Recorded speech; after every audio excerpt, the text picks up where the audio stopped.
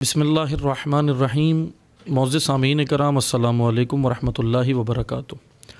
आपकी खिदमत में हालात हाज़िरा के उन्वान से हाज़िर हुए हैं और मुख्तलिफ़ ख़ित्ते की बदलती हुई सूरत हाल गुज़िश्ता वीडियोज़ में भी हमने आपकी खिदमत में बयान की हैं और इंशाअल्लाह आज भी मुख्तसर सा तज्ज़िया हालात हाज़िरा के उन्वान से आपकी खिदमत में इंशाअल्लाह पेश करेंगे। सबसे पहले जो ख़बर आपको देनी है वो काज़ाकिस्तान के हवाले से है कि गुज़िश्ता हमने वीडियो में भी आपको ख़बर दी थी कि काज़ाकिस्तान के अंदर मुल्क के अंदर मुज़ाहिरे हो रहे हैं और ख़तरनाक तरीन मुज़ाहिरे हो रहे हैं और जिसके अंदर रशियन आर्मी उसके अंदर जो है वो इन्वॉल्व हुई है आई है और रशियन आर्मी ने जो है वो बाकायदा होल्ड संभाला और वहाँ पे कर्फ्यू नाफिज हुआ। काज़ाकिस्तान में 100 से ज़ायद अफराद के हलाकत की ख़बर जो है वो इन पिछले दिनों में आई है कि वहाँ पे ये हलाकतें हुई हैं और इसके साथ ही काज़ाकिस्तान में के हवाले से ये है कि वहाँ पर एक इसराइली मसलन शहरी भी मारा गया है और ये इसराइल के लिए बहुत बड़ी ख़बर है, इसराइल के लिए बहुत बड़ा धचका है क्योंकि अगर हज़ारों लोग मारे जाएं और उनमें से अगर 2-4 इसराइली मारे जाएं तो यहूदियों के लिए बहुत बड़ी एक ये कह लें कि बहुत बड़ा धचका होता है, झटका होता है और वो इसको बर्दाश्त नहीं कर पाते और काज़ाकिस्तान के अंदर एक इसराइली शहरी जो है वो हलाक हुआ है। दूसरा अमरीकी मिनिस्टर हैं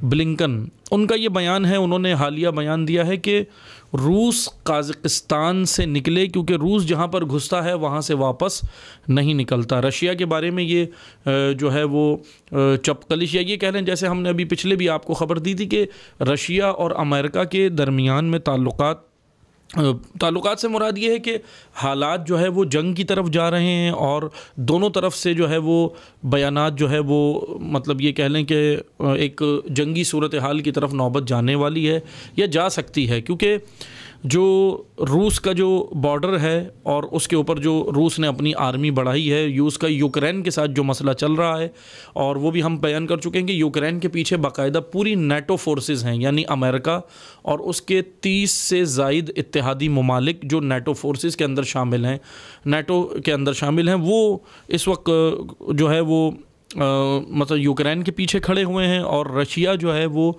रशिया ख़ुद एक बड़ी पावर है लेकिन उसके साथ जो है वो जाहिर सी बात है चाइना ने रशिया की हिमायत का ऐलान किया है और दूसरा ये जो ब्लॉक है रशिया का वो भी वहाँ पे साथ देने के लिए तैयार है। और अमरीकी मिनिस्टर ने, अमेरिकन मिनिस्टर ब्लिंकन ने कहा है कि रूस वहाँ से बाहर निकले, रूस जहाँ घुसता है वहाँ से बाहर नहीं निकलता। हालांकि अगर मैं ये कहूँ तो ये तो एक वो हो गया कि उल्टा चोर कोतवाल को डांटे, क्योंकि ये बात तो अमेरिका के लिए कही जाती है और पूरी दुनिया जानती है कि अमेरिका वो शैतान है कि अगर कहीं पे घुस जाए तो वहाँ से बाहर नहीं निकलता जब तक वहाँ तबाही ना मचा दे, जब तक वहाँ उन ममालिक का बेड़ा गर्क ना कर दे।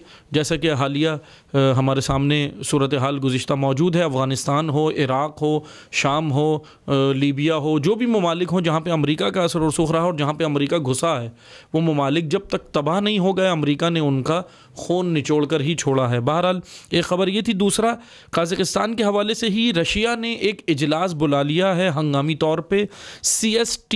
CSTO ये एक इदारा है, collective security treaty organization, collective security treaty organization, ये एक इदारा है जिसके अंदर चंद ये ममालिक जो काज़ाकिस्तान के अतराफ़ में ये ममालिक जो कहे जाएं या रशिया और उसके करीबी ममालिक इसमें शामिल हैं। इसमें चंद ममालिक हैं वो आप ये भी नोट कर लें, एक आर्मीनिया, बेलारो, काज़ाकिस्तान, तुर्कमानिस्तान, रूस, ताजिकिस्तान, अज़बकिस्तान, ये सारे ममालिक जो है वो इस ब्लॉक के या इस इदारे को इन्होंने बनाया था और ये इसमें शामिल हैं।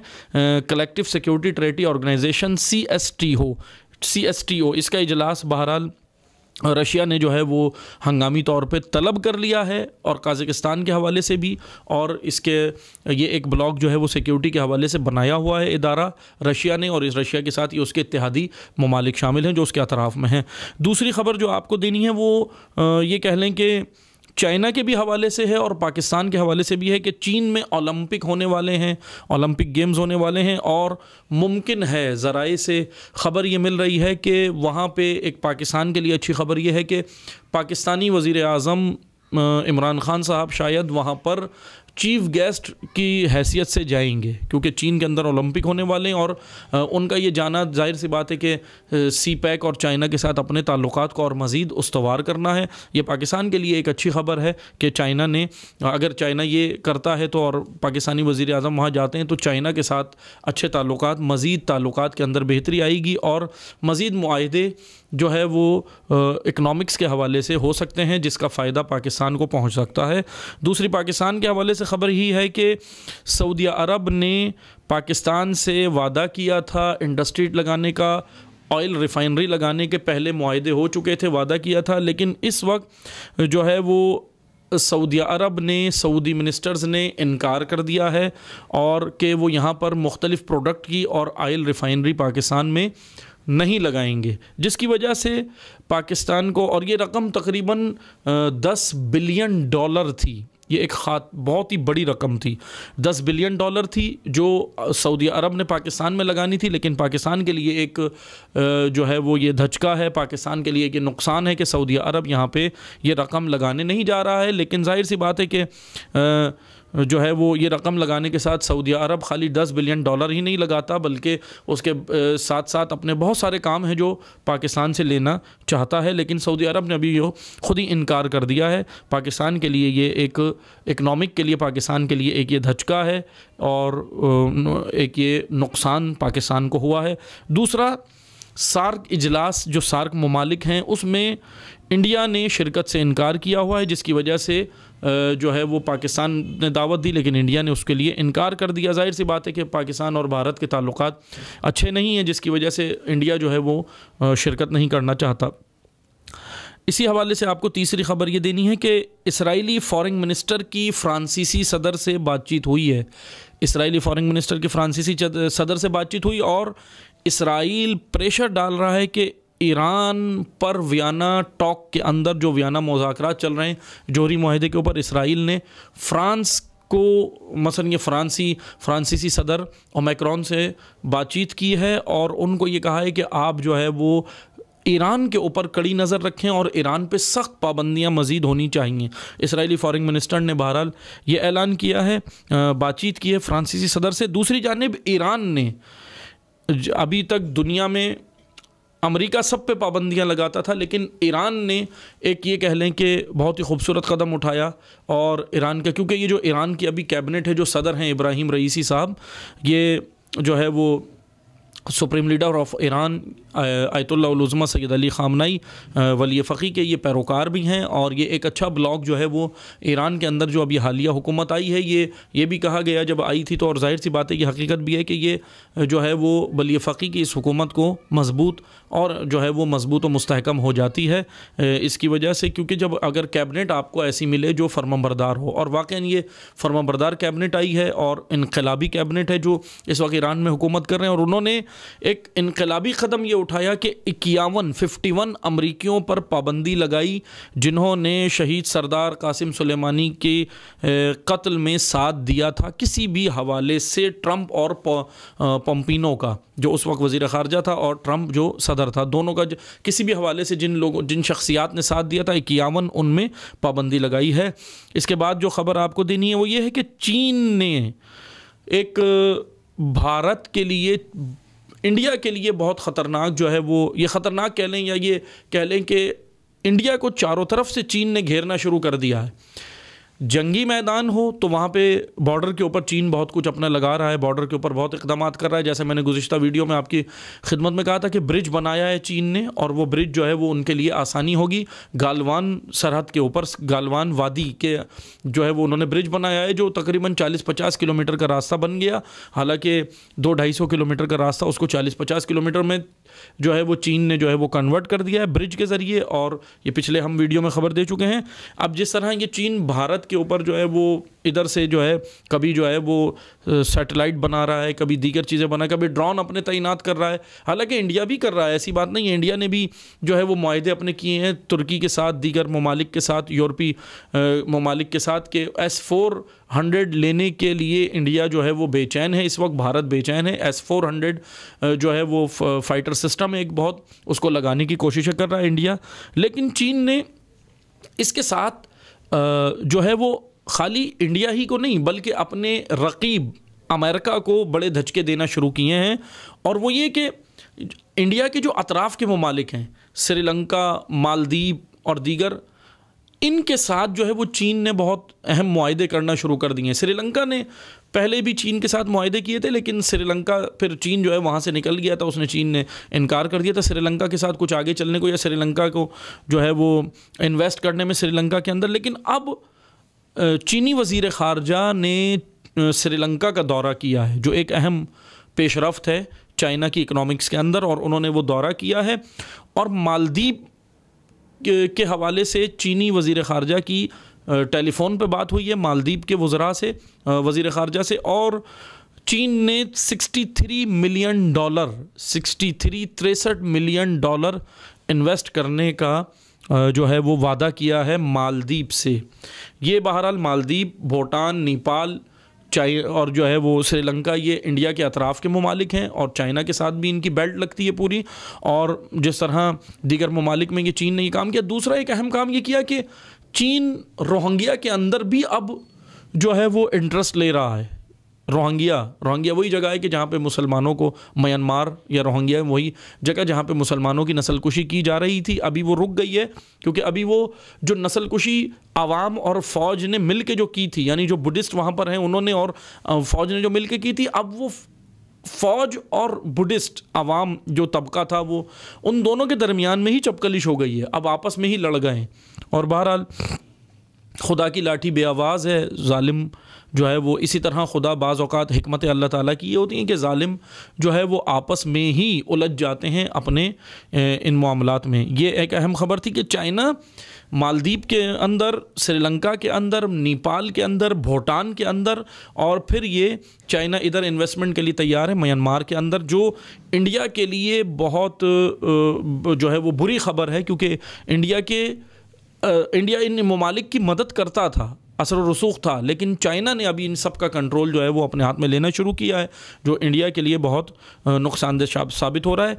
इसके साथ ही मैं आपको ये ख़बर देता चलूँ, इंडिया के अंदर, भारत के अंदर जो है वो एक इंतहा पसंद जमात जो कह लें, या ख़तरनाक तरीन जमात बीजेपी, भारतीय जनता पार्टी जो इक़्तिदार में भी है, जिसके ये वज़ीर आज़म नरेंद्र मोदी हैं, इसी पार्टी के ये वज़ीर आज़म हैं। और इसने, आपको मालूम है कि गुज़िश्ता हम उसमें बता चुके हैं कि मुसलमान कुशी शुरू की थी वो मुल्क के अंदर अपने की, फिर उसके बाद ईसाइयों को भी मारना शुरू किया। 25 दिसंबर को इन्होंने सेंटा क्लॉज जलाया और ईसाइयों के इबादत गाहों पर हमले की धमकियाँ भी दी इन इंतहा पसंद हिंदू तंजीमों ने। अब इन्होंने इसी के साथ साथ इन्होंने किसी को नहीं छोड़ा, अब शुरू किया है कि सिखों और पंजाबियों के ख़िलाफ़ भी साजिश, भारतीय पंजाबियों के ख़िलाफ़ इन्होंने साजिश शुरू की। और बीजेपी के जो बाज़ रहनुमा हैं, जो इलाकाई या ज़िलाई लेवल के जो है वो डिस्ट्रिक्ट लेवल के रहनुमा हैं, उनकी कॉल रिकॉर्ड भी वायरल हो गई है, जो सोशल मीडिया पे मौजूद है। कॉल रिकॉर्ड वायरल हो गई है और उसमें वो बाकायदा अलल ऐलान ये कह रहे हैं कि सिखों और पंजाबियों से हम अपने मुल्क को पाक करेंगे। यानी उनका ये कहना है कि ये इंतहा पसंद जमात है, इसका ये कहना है कि बस ये मुल्क हिंदुओं का है और इसमें किसी को इजाज़त नहीं है, ना मुसलमान हो, ना ईसाई हो, ना अब हत्ता कि अब ये कौम परस्ती पे भी आ गए, कौमियात पे भी आ गए और कहने लगे ना सिख हो और ना पंजाबी हो। बहरहाल ये काम जो है वो बीजेपी ने किया है। और बीजेपी के इन्हीं के लोगों की ख़बर ये कि बीजेपी के 3 रहनुमा जो बड़े रहनुमा हैं, इनकी पार्टी के लीडर कहलाते हैं, रहनुमा हैं बड़े, होटल में थाईलैंड की लड़कियों के साथ फहाशी करते हुए गिरफ़्तार हो गए, क्योंकि थाईलैंड की लड़कियों के साथ ये फहाशी कर रहे थे। बहरहाल ये तो सारा आपको मालूम है कि डेमोक्रेसी में, जमहूरियत में ये सारे काम होते हैं, करप्ट तरीन लोग ही जो है वो बहरहाल ये सारे काम करते हैं और आगे आते हैं। ये ख़बर भारत के हवाले से है। आर्मीनिया ने एक बार फिर आज़रबाईजान की तरफ फायरिंग की है, मगर कोई जानी नुकसान नहीं हुआ। लेकिन आर्मीनिया और आज़रबाईजान का आपको मालूम है, हम पहले आपको बता चुके हैं कि 2020 में आज़रबाईजान ने अपना एक इलाका आर्मीनिया से खाली कराया है, जो 1991 में 91 में आर्मीनिया ने लिया था। अभी बहरहाल वहाँ पे दोबारा वो ख़बर आई है कि बॉर्डर के ऊपर कुछ फायरिंग वगैरह हुई है, जो जंग की तरफ नौबत बढ़ सकती है, लेकिन अभी तक कोई ऐसी नज़र नहीं आ रही। लेकिन कहना यह है कि जंग की तरफ ये जा सकता है मसला। तुर्की और ग्रीस में भी एक और मसला जो इस वक्त खित्ते के अंदर है वो तुर्की और ग्रीस और तुर्की का जो है वो समंदरी इलाका भी मिलता है, बॉर्डर भी मिलता है। एक समंदरी इलाके पर तुर्की और ग्रीस के दरमियान में तनाज़ा खड़ा हो गया है और उस इलाके में जाहिर सी बात है वो इसलिए तनाज़ा कर रहे हैं, मतलब तुर्की ये दावा कर रहा है कि ये समंदरी इलाका मेरा है और ग्रीस ये कह रहा है कि यह इलाका हमारा है। और उस इलाके पे इसलिए झगड़ा हो रहा है क्योंकि तेल और गैस के ज़ख़ाइर बहुत ज़्यादा वहाँ मौजूद हैं। माहिरीन ने के बकौल के वहाँ पे गैस और तेल के ज़ख़ाइर पाए जाते हैं। आखिर में बस मैं आपको ये ख़बर दूँ, ये तुर्की और ग्रीस के हवाले से थी कि ख़ित्ते में इस तरह ये चपकलिश चल रही है। आखिरी ख़बर ये है कि सऊदी इत्तेहाद ने, जो 40 मुल्की इत्तेहाद है, उसने बड़े पैमाने पर यमन में हमले किए। 400 हौसी अफराद को शहीद करने का दावा किया, जो बाज़ ज़राए के मुताबिक जो है ये ख़बर सही भी है कि 400 के करीब जो है वो हौसी जो है वो इसमें शहीद हो गए हैं इस हमले में, यमन के ऊपर जो हुआ है, और सैकड़ों ख़वातीन और बच्चे ज़ख्मी हैं। ये हमले कहाँ कहाँ हुए मैं आपको मुख्तसर सी न्यूज़ दूंगा, बस तवज्जो से सुनिएगा मुख्तसर ख़बर कि सादा शहर पर यह हमला हुआ। ये सुनते जाएं और गूगल मैप पे देखें भी ताकि आपको पता चले कि हमले कहाँ पे कर रहे हैं और क्या कर रहे हैं, क्यों कर रहे हैं। ये 40 मुल्की इत्तेहाद, इसका मकसद क्या है। सादा शहर पर हमला किया इन्होंने, जहाँ पे 2 लोग शहीद हुए हैं और कुछ ज़ख्मी हुए हैं, कई ज़ख्मी हुए हैं। सादा शहर पर हमला किया है। अल-बलख पे इन्होंने हमला किया है। अल-बलख वो जगह है जहाँ से तेल के ज़ख़ाइर बहुत ज़्यादा हैं। अल-बलख पे इन्होंने हमला किया है। हुदैदा में इन्होंने हमला किया है। और इन तीनों जगहों पे हमला करके 40 मुल्की इत्तेहाद ने इंफ्रास्ट्रक्चर और मासूम लोगों की जानें जा रही हैं। यानी जो नुकसान हो रहा है वो ये हो रहा है कि इंफ्रास्ट्रक्चर जो बनाया हुआ है अपना उन्होंने, यमनियों ने, एक वो उसको नुकसान हो रहा है और मासूम जानें जा रही हैं। और इसी के साथ ही यूएई के इसराइल से अस्करी मुआहदे हो गए हैं। एयर डिफेंस सिस्टम किराए पर यूएई ने ले लिया है। यूएई यहाँ ये काम कर रहे हैं, आले सऊद 40 मुल्की इत्तेहाद बना के यमन पे बमबारी कर रहे हैं। और ये जो 3 शहरों की खबर हमने आपको दी है कि सादा पर हमला किया है, अल-बलख पे हमला किया है, हुदैदा में हमला किया है। सवाल ये बनता है, तवज्जो से सुने, सवाल ये बनता है कि ये तीनों वो शहर हैं जहाँ पे जंग नहीं थी, जंग जारी नहीं थी। इन तीनों शहरों के अंदर हमले करके मासूम लोगों की जानें गई हैं। अगर जंग करनी है, अगर जंग होनी है, तो अगर जंग आपने करनी है, अगर हौसियों के साथ इनकी लड़ाई चल ही रही है, जाहिर सी बात, अगर आपका ये झगड़ा है, जंग है किसी भी मामले पे, अगर ये चल रही है, तो ये इन 3 शहरों को निशाना और मासूम लोगों को क्यों बनाया जा रहा है? क्योंकि इस वजह से कि अल-बलख में तेल के ज़ख़ाइर हैं, दीगर जगहों पे तेल के ज़ख़ाइर हैं, मादनियात हैं। उन शहरों पर आले सऊद 40 मुल्की इत्तेहाद बनाकर ये कब्ज़ा करना चाहते हैं। इस्लाम का लेबल लगाकर, हरमैन शरीफ़ैन का लेबल लगाकर हरमैन शरीफ़ैन के नाम से 40 मुल्की इत्तेहाद बनाया। सवाल ये बनता है, एक तरफ ये हो रहा है, आले सऊद यमन पे बमबारी कर रहे हैं, दूसरी तरफ यूएई इसराइल के साथ एयर डिफेंस सिस्टम के मुआहदे कर चुका है, किराए पे ले चुका है उसका एयर डिफेंस सिस्टम। तीसरी जानिब इसराइल फ़लस्तीन के ऊपर मज़ालिम ढा रहा है और चौथी जानिब कश्मीर के अंदर मज़ालिम ढाए जा रहे हैं रोज़ बरोज़। सवाल ये बनता है, 40 मुल्की इस्लामी इत्तेहाद, नाम नेहाद इस्लामी, हालांकि इस्लामी इन्होंने नाम लिखा है लेकिन नाम नेहाद है, ये भारत के अंदर, इंडिया के अंदर मुसलमानों की नस्ल कुशी हो रही है। 40 मुल्की इत्तेहाद का कुछ नहीं पता, ये 40 मुल्की इत्तेहाद किस लिए बना है, सवाल ये बनता है। भारत के अंदर हिंदू इंतहा पसंद तंजीमें मुसलमानों की नस्ल कुशी कर रही हैं। फ़लस्तीन में मुसलमानों पर जुल्म है, कश्मीर में मुसलमानों पर जुल्म है, रोहिंग्या के अंदर मुसलमानों पर जुल्म है, नाइजीरिया में मुसलमानों के ऊपर जुल्म है, और कई ऐसे ममालिक हैं जिनकी ख़बरें हम तक पहुँचती नहीं हैं जहाँ मुसलमानों पर जुल्म ढाए जा रहे हैं। इस्लामोफोबिया के को जो है वो प्रमोट किया जा रहा है और मुसलमान कुशी की जा रही है। 40 मुल्की इत्तेहाद उनकी निगाह में, 40 मुल्की इत्तेहाद की निगाह में ना अमेरिका काफिर है, ना यूरोप काफिर है, ना इसराइल काफिर है, वो सब ना वो जालिम हैं। इन 40 मुल्की इत्तेहाद की निगाह में यमन में काफिर हैं, यमनी हौसी बागी हैं, वो काफिर हैं और उनके ऊपर बमबारी जायज़ है। और ये किस नाम पे कर रहे हैं? हरमैन शरीफ़ैन के। पूरी जंग उठाकर देख लें, 2012-14 से लेकर जब से ये जंग चल रही है आज तक 8 सालों में ये उठाकर देखें, 8 सालों के अंदर यमनी हौसियों ने एक हमला भी हरमैन शरीफैन पे नहीं किया, क्योंकि वो भी मुसलमान हैं, काबा उनका भी है, मदीना उनका भी है, मक्का उनका भी है, एक भी हमला उन्होंने नहीं किया सिवाय आले सऊद के, क्योंकि जंग के अंदर दो फौजों की, जब दो मुल्कों की जंग हो तो उसके अंदर एयर डिफेंस सिस्टम को निशाना बनाते हैं, फौजियों को निशाना बनाया जाता है और उनके इंफ्रास्ट्रक्चर को बनाया जाता है। आले सऊद ने शहरों में बमबारी की। अब ये देख लें आप, मैं एक मुख्तसर सा तज्जिया कर रहा हूँ, आले सऊद ने यमन के शहरों में बमबारी की, मासूम लोगों की जानें गई। हौसियों ने जो जितने भी मिसाइल मारे या जो भी अपना सिस्टम के तहत वो लड़े हैं, तो वहाँ पर हौसियों ने जो किया वो एक भी शहर के ऊपर हमला नहीं किया, बल्कि फ़ौजी छावनियों के ऊपर और अपनी इस तरह इन्होंने आदलाना जंग लड़ रहे हैं। हौसी इस वक्त आदलाना जंग, यानी किसी के ऊपर भी जुल्म नहीं कर रहे। अगर उनके ऊपर जंग मुसल्लत की गई है तो एक आदलाना तरीके से अपने दुश्मन के साथ लड़ रहे हैं। लेकिन दुश्मन जो है वो अगर मासूम लोगों को ऊपर बमबारी शुरू कर दे या सहारा ले, आले सऊद ये कर रहे हैं, लेकिन हौसी ये मतलब इस तरीके से नहीं कर रहे। और उसके ऊपर सोने पे सुहागा ये है कि अक़वाम मुत्तहिदा की कान पे जूं नहीं रेंग रही, यूएन खामोश है।